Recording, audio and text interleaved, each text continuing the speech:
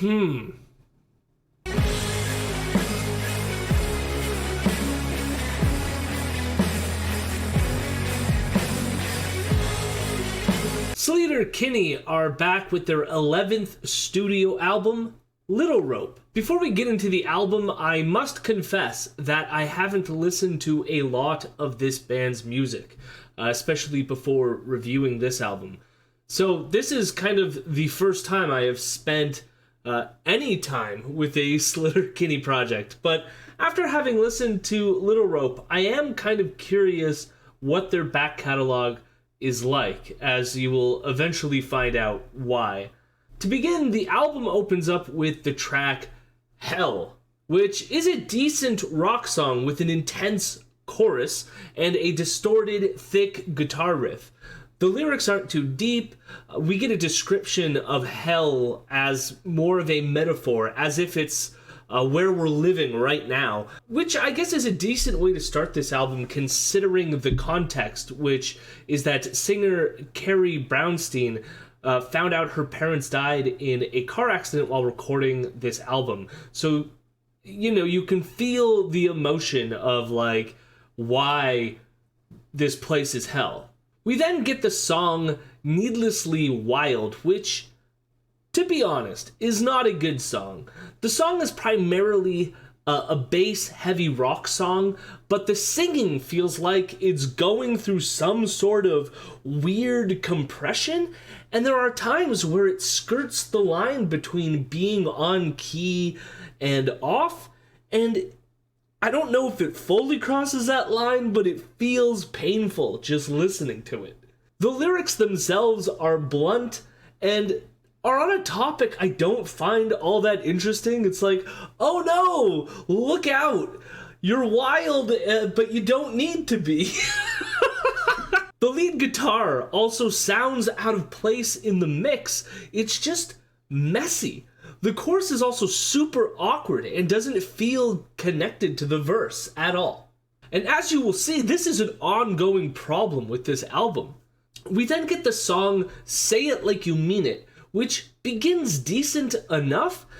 We get this bouncy rock song with these cool ambient guitars sort of going around in the background. But then the chorus happens, and it turns into this really sappy pop rock song. We also get the return of the weird guitar mix, with the lead guitars feeling like they don't really belong.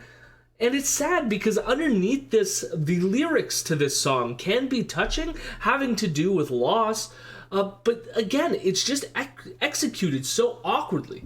There's also this musical interlude bridge that, again, just sounds sloppy and messy. And by sloppy, I don't mean they just sound like grungy and distorted. They sound like they're just played lazily, or like they didn't really care what notes they were hitting. Like, it just feels weird and out of place. Things don't get better with the track Hunt You Down.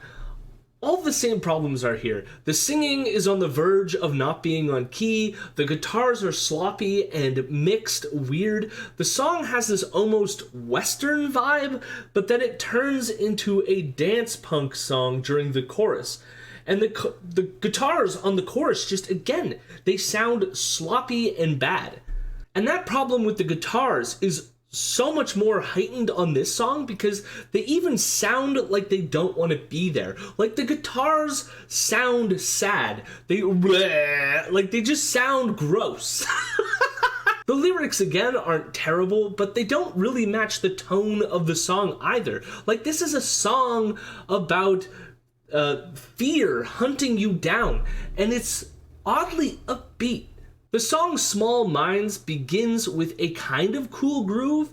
One of the guitars actually sounds kind of good, but then they decide to add more guitars into the mix that, again, it makes it feel too much, sloppy, all over the place, and it's really hard to listen to. The song Don't Feel Right, thankfully, starts off really good. It almost has an early Strokes vibe. However, the chorus isn't good, which takes away from how good the verse is. The chorus strips the energy out of the song. Like, it really just brings down the energy of the track, and it's poorly mixed again with the guitars, and lyrically, it feels disconnected. The song seems to be about grief, but then the chorus is about being a letdown, but I fail to see how processing grief is a letdown, or why in the context of the song it is being perceived as a letdown. I can imagine many scenarios where it might be, but it just doesn't feel earned in the song. The song that ends with a final chorus key change, and it sounds terrible. I don't like when that happens through most songs where they like, we're going to do one more chorus, but this time we're going to shift the key. I don't love that choice, but here it's done, and I extra don't like it. I would love to say this gets better, but the song Six Mistakes is, it's bad. The drums are keeping time, as they should, but they sound flat, and the song continues with this boring drum beat throughout the entire song. The guitars sound like they were made by a band in high school. In fact, I feel like I wrote similar riffs when I was in high school. And it sounds like they were trying to be edgy, but they just sound sloppy. Again, like someone threw guitars down a staircase and recorded that, was like, yeah, we're being edgy.